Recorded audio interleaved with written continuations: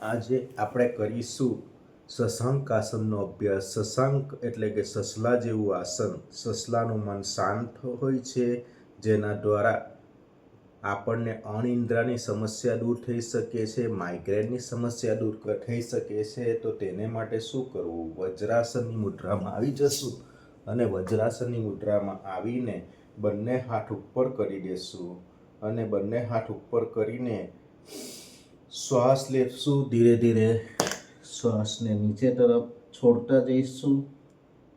1 2 3 4 5 6 7 8 9 10। તો આ રીતે આપણે કરવાથી શું ફાયદો થાય છે?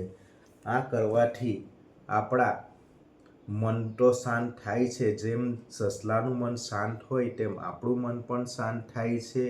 ગેસ, એસિડિટી, કબજિયાતની સમસ્યા દૂર થાય છે અને આપણું મસ્તક નીચે તરફ આવવાને કારણે રક્તનો જે સ્રાવ છે તે મગજ તરફ થાય છે અને તેથી માઇગ્રેનની સમસ્યા દૂર થાય છે। અનિદ્રાની સમસ્યા પણ અહીં દૂર થાય છે।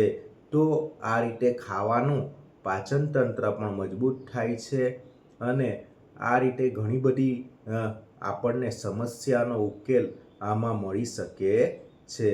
તો શશાંક આસન ખૂબ જ ઉપયોગી આસન છે।